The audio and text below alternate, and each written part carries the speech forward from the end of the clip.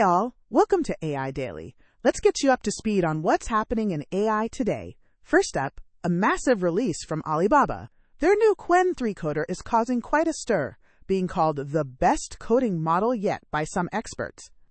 It's already integrated into popular tools like Claude Code and LM Studio, and users are reporting incredible performance on local tasks. This is truly a game changer for software development.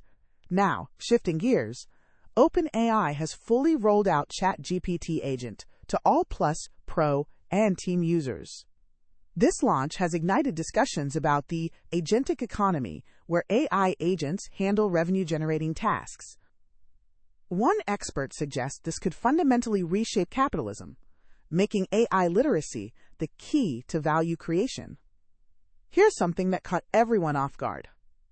Google DeepMind's victory at the International Mathematical Olympiad. They used a highly advanced Gemini model in a last-minute training push.